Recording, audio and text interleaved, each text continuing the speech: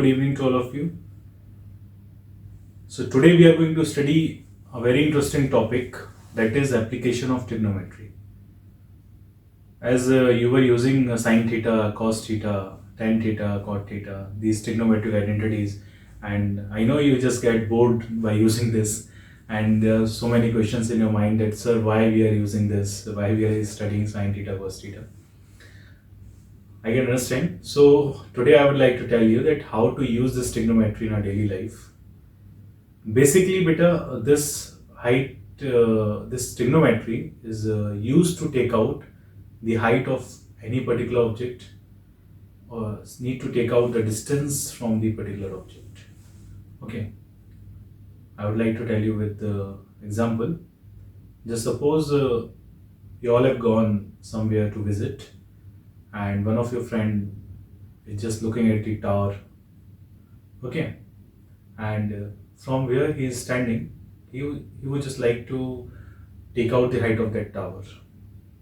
So how to take out the height of the tower, and how to take out the distance from the tower at the person standing over here. Just suppose the person is standing here and watching the top of the tower, and he would like to just take out the distance from the tower. So how to take out, how to use it, this is just the way to use trigonometry. Because if we are watching something, okay, from here to top of that particular object, so it forms some angle, and by using these angles and sides in a right angle triangle, we just take out these type of height and distance. Okay, now we are going to study some kind of terms which are used in application of trigonometry. First is line of sight, second is angle of elevation, third is angle of depression. So just take an example. There is an observer, and from a point O, observer just look at an object P. That means एक observer है और वो एक point O से एक object P की तरफ क्या कर रहा है, देख रहा है. ठीक है. So the line forms between O and P. That means the line forms between eye of the observer and the object is known as line of sight. उसको हम क्या बोलते हैं? Line of sight बोलते हैं. क्यों? क्योंकि sight means क्या होता है, देखना. तो जब ऑब्जर्वर क्या कर रहा है, अपनी आई से उस ऑब्जेक्ट को देख रहा है, तो उसकी आई और उस ऑब्जेक्ट के बीच में जो लाइन बनेगी, वो लाइन क्या होगी? लाइन ऑफ साइट होगी. क्या होगी? Line of site. अब एक बात बताओ, अभी ये क्या कर रहा है, ऑब्जर्वर किसी ऑब्जेक्ट को देख रहा है, तो ऑब्जेक्ट अभी क्या है? ऊपर की तरफ है. दैट मीन्स आप यहां से खड़े होके किसी अपने से ज्यादा हाइट की चीज को देख रहे हो, राइट? तो ये ऑब्जर्वर ऊपर की तरफ देख रहा है. That means an observer looking up to an object, right? So this is the horizontal line where the observer is standing, right? So the angle between line of sight and the horizontal line is known as angle of elevation. इसको हम क्या बोलते हैं? Angle of elevation. ये कब बनता है? जब ऑब्जर्वर अपनी से ज्यादा हाइट की चीज को क्या करता है? देखता है. दैट मीन्स ऑब्जर्वर क्या करता है? ऊपर की तरफ देखता है. तो जब ऑब्जर्वर किसी ऊपर की तरफ चीज को देखता है, तो उस लाइन ऑफ साइट और हॉरिजॉन्टल लाइन के बीच में जो एंगल फॉर्म होता है, वो क्या होता है? एंगल ऑफ एलिवेशन होता है. ओके, ऐसे ही एंगल ऑफ डिप्रेशन होता है. दैट मीन जस्ट सपोज आपके हॉरिजॉन्टल लाइन ये है और यहां ऑब्जर्वर की ये आई है, इस पॉइंट से वो देख रहा है. अब वो क्या देख रहा है? नीचे की तरफ. जैसे यहां पे आप जस्ट सपोज यहां पे खड़े होकर आप किसी टावर को देख रहे थे, टावर आपसे ज्यादा हाइट का है, तो यहां पे क्या बनेगा? एंगल ऑफ एलिवेशन बनेगा. लेकिन जब आप जब सपोज किसी बिल्डिंग पे खड़े हो के आप नीचे खड़े हो किसी आदमी को देखते हो या किसी पर्सन को देखते हो, तो क्या होगा? आपकी आई ऑफ द ऑब्जर्वर कहां है? ऊपर है, और जो ऑब्जेक्ट है वो कहां है? नीचे है. That means when the observer looks down to an object, when the observer looks down to an object, वो ऑब्जेक्ट क्या है? पी है. तो ये क्या हो जाएगी? लाइन ऑफ साइट हो जाएगी उस टाइम पे. तो एंगल किसके बीच में बन रहा है? लाइन ऑफ साइट और हॉरिजॉन्टल लाइन के बीच में जो एंगल फॉर्म हो रहा है, यहां पे जो एंगल फॉर्म होगा वो क्या होगा? Angle of depression. ये एंगल क्या होगा? Angle of depression. That means जब आप ऊपर की तरफ किसी ऑब्जेक्ट को देखते हो तो वह एंगल ऑफ एलिवेशन फॉर्म करता है, और जब आप नीचे की तरफ देखते हो तो आपका एंगल ऑफ डिप्रेशन फॉर्म होता है. Okay, so this are basic terms which are used in application of trigonometry. अब हम लोग कुछ क्वेश्चंस करते हैं डायरेक्टली, जिससे हमें समझ आएगा कि हमें ट्रिग्नोमेट्री को अप्लाई कैसे करना है अपनी डेली लाइफ में. Okay, so let's do some example.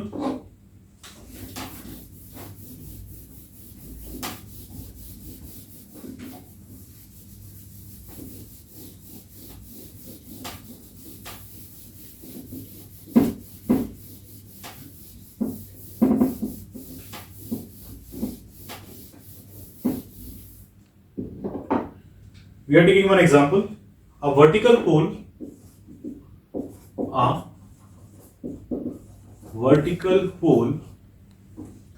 stand on the level ground.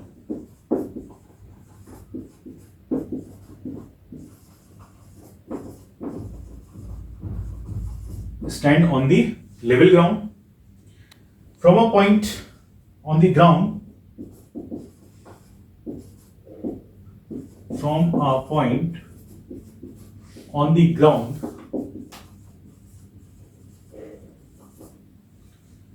(25 meters) away from the foot of the pole. 25 meters away from the foot of the pole.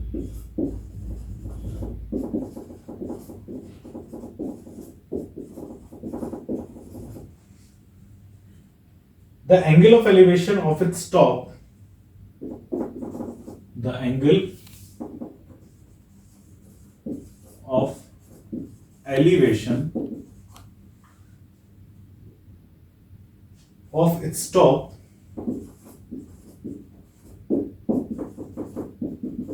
is found to be 60 degree. Is found to be 60 degree. Find the height of the pole. Find the height of the pole. ये आपका question है. ठीक है, question क्या है? अ vertical pole है, stand on the level ground from a point on the ground. ठीक है, 25 metre away from the foot of the pole. From the foot of the pole, the angle of elevation of the top is found to be 60 degree. Find the height of the pole. समझते है क्या question? एक vertical pole है, मान लीजिए vertical pole है जो कि लेवल ग्राउंड पे है. ठीक है, from a point on the ground, ये पॉइंट है, यहाँ पे एक पोल लगा हुआ है. 25 metre away from the foot of the pole. Foot यही है पोल का, इससे कितनी डिस्टेंस पे? 25 मीटर की डिस्टेंस पे. ठीक है, क्या बोल रहे हैं? From the foot of the pole, the angle of elevation of its top is found to be 60 degree. मतलब ये जो पोल है उसके फुट से 25 मीटर की डिस्टेंस पे एक पॉइंट है, वहां से एंगल ऑफ एलिवेशन बन रहा है पोल के टॉप का. वहां से एंगल ऑफ एलिवेशन क्या बन रहा है? पोल के टॉप का. यहां पे लिखा हुआ है ना, angle of elevation of its top. Angle of elevation of its top is found to be 60 degree. मतलब ये एंगल जो बन रहा है, एंगल ऑफ एलिवेशन, वो क्या बन रहा है? 60 डिग्री का बन रहा है. आपसे पूछ रहे हैं कि find the height of the pole. इस पोल की हमें हाइट बतानी है. इस हाइट को हमने क्या ले लिया है? h ले लिया है, स्मॉल h. ठीक है, हम यहां पे लिख भी सकते हैं कि let the height of the pole be h. Okay, अब जैसे कि हमें पता है कि हमारे पास यहां पे ये 90 डिग्री फॉर्म होगा, तो ये राइट एंगल ट्राइंगल फॉर्म हो रहा है. अब यहां पे आपको ट्रिग्नोमेट्रिक आइडेंटिटीज कैसे यूज करनी है समझते हैं. यहां पे आपके पास हाइट आपको फाइंड करना है, और ये आपका क्या है? बेस है. अगर ये एंगल है तो ऑब्वियस है कि ये परपेंडिकुलर होगा और ये क्या होगा? बेस होगा. ठीक है, तो आपको क्या यूज करना है? एंगल यूज करना है और साथ में बेस और परपेंडिकुलर यूज करना है. दोनों चीजें यूज करनी है. तो बेस और परपेंडिकुलर किस ट्रिग्नोमेट्रिक आइडेंटिटी में यूज होता है? बेस और परपेंडिकुलर का रेशियो कौन सा ट्रिग्नोमेट्रिक रेशियो शो करता है? सोचो जरा. क्या आपको याद होगा tan थीटा जो होता है या cot थीटा जो होता है वो शो करते हैं the ratio between perpendicular and base. tan theta आपका होता है परपेंडिकुलर अपॉन बेस, और यहां पे tan थीटा क्या होता है? Perpendicular upon base. यहाँ पे थीटा क्या है? 60 डिग्री है। परपेंडिकुलर क्या है? h है, और बेस क्या है? 25 मीटर है, राइट। तो यहां से हम हाइट निकाल सकते हैं। तो ये tan 60 की वैल्यू कितनी होती है? √3/1 is equals to h upon 25। तो आप यहाँ पे क्रॉस मल्टीप्लाई कर दोगे, 25 मल्टीप्लाई होगा √3 में, 1 मल्टीप्लाई होगा h में, तो ये हो जाएगा 25√3 इज इक्वल्स टू h। तो h की वैल्यू कितनी आ जाती है? 25√3, और मीटर में किसमें आ जाएगी? मीटर में। That mean height of the tower कितनी हो जाएगी, या हाइट ऑफ द पोल कितनी हो जाएगी? 25√3। क्लियर? आई होप आपको समझ में आया हो। अगर आपको यहाँ पे फर्दर इसको सॉल्व करना है तो आप यहाँ पे √3 की वैल्यू रख सकते हो। √3 की वैल्यू क्या होती है? √3 की वैल्यू होती है 1.732, तो आप यहाँ पे रख सकते हो। तो हाइट इज इक्वल टू कितना हो जाएगा? 25 इंटू 1.732। तो आप चाहो तो इसको मल्टीप्लाई भी कर सकते हो। मैं इसको कट कर देता हूँ। अपॉन में कितना आ जाएगा? 1000 आ जाएगा, ठीक है। आप इसको मल्टीप्लाई कर दो, पॉइंट लगा दो, या आप इसको ऐसे भी कैंसिल आउट कर सकते हो। 25 4 100, ये 40 हो जाएगा। फिर 2 से कैंसिल किया 20 टाइम्स, 2 से कैंसिल किया 2 8 16, 2 6 12, 2 6 12, 2 से क्या किया 10 टाइम्स, कितना हो गया? 2 4 8, 2 3 3। तो हाइट कितनी आ गई? 43.3 मीटर। आपकी हाइट क्या हो जाती है? 43.3 मीटर आ जाती है। Okay, let's take next example.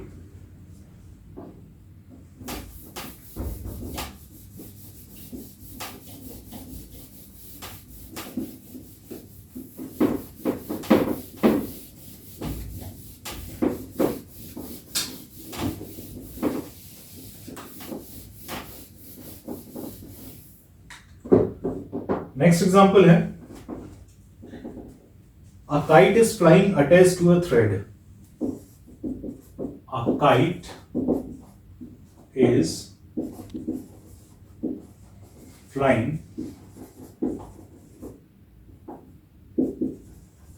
attached to a thread which is 165 meter long, which is 165 metre long. जो थ्रेड है वो कितना लॉन्ग है? 165 मीटर लॉन्ग है। The thread makes an angle of 30 degree with the ground. The thread makes an angle 30 degree with the ground. 30 degree with the ground. Okay, find the height of the kite from the ground. Find the height of the kite from the ground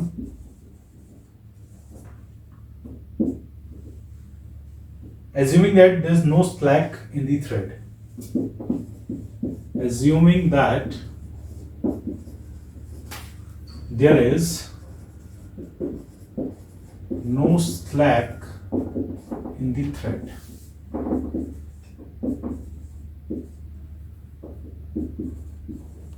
अब question समझते हैं कि है क्या। कि kite is flying attached to a thread which is 165 meter long. They are saying a kite is flying attached to a thread which is 165 meter long. मतलब thread कितना long है? 165 मीटर का है। The thread makes an angle 30 degree with the ground. जो thread है वो ground के साथ में कितना एंगल बना रहा है? 30 डिग्री का। आपसे पूछ रहे हैं कि find the height of the kite from the ground, कि हाइट ऑफ द काइट क्या है ग्राउंड लेवल से, assuming that there is no slack in the thread. Slack का मतलब समझ लो, जैसे अगर हमारा धागा टूट जाता है तो हम लोग क्या करते हैं? उसमें गांठ लगा देते हैं, तो उसकी जो लेंथ है उसमें फर्क आ जाता है। तो यहाँ पे बोल रहे हैं कि there is no slack in the thread. Thread में कोई भी स्लैक नहीं है। दैट मीन्स आपका जो 165 मीटर लॉन्ग थ्रेड है वो बिल्कुल 165 मीटर लॉन्ग एग्जैक्ट आपको दिया हुआ है। तो लोग बनाते हैं, जैसे सपोज ये ग्राउंड लेवल का एक पॉइंट ले लेते हैं। यहां से एक काइट क्या हो रही है? फ्लाई कर रही है इस पॉइंट तक, और ये हम ग्राउंड लेवल ले लेते हैं, ठीक है। ये आपका ग्राउंड लेवल हो गया। यहां से इसकी जो हाइट है वो हमें फाइंड करनी है। आपसे बोल रहे हैं कि जो थ्रेड है वो कितना लॉन्ग है? वो आपका 165 मीटर लॉन्ग है, ठीक है। और ये जो है वो 30 डिग्री का एंगल बना रहा है ग्राउंड के साथ, ऐसे ही बोलो ना, the thread makes an angle 30 degree with the ground. तो ये कितना एंगल बना रहा है, 30 डिग्री का एंगल बना रहा है। यहाँ पे ये कितना हो जाएगा, 90 डिग्री हो जाएगा। और आपसे पूछ रहे हैं कि हाइट ऑफ दी काइट बताओ फ्रॉम दी ग्राउंड, तो उसको हम क्या ले लेते हैं, h। तो सबसे पहले हम क्या लिखने वाले हैं, let the height of the kite from the ground, from the ground be h। उसको हमने क्या ले लिया, h ले लिया।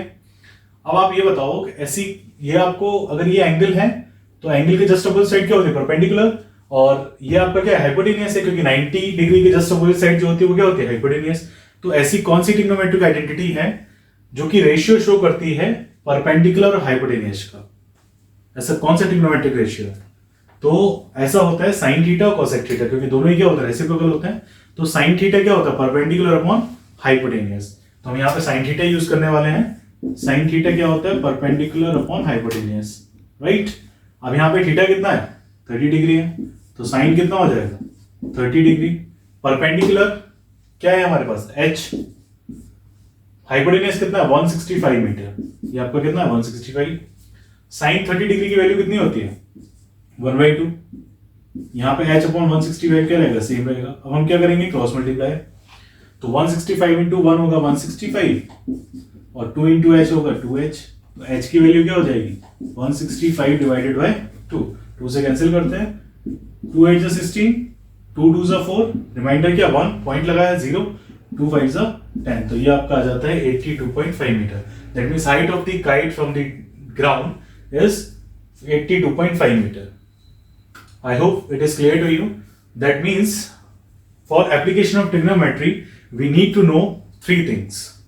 First, we should be knowing how to draw a diagram. Okay. Second thing, we should be knowing the values of trigonometric identities like tan 30 degree and tan 45 degree, sin 45 degree. You should be knowing the values of all angles of trigonometric ratios. Okay. Next, you should be knowing the trigonometric identity which shows the ratio between perpendicular base and hypotenuse. That means the trigonometric ratios which shows the ratio between the side of the right angle triangle. ठीक है, जिसको जो कि हमें use करना है यहाँ पे। तो ये 3 चीजें आपको अच्छे से याद रखनी है, जो कि आपको हेल्प करेंगे एप्लीकेशन ऑफ ट्रिग्नोमेट्री को सॉल्व करने में। Okay, so just note down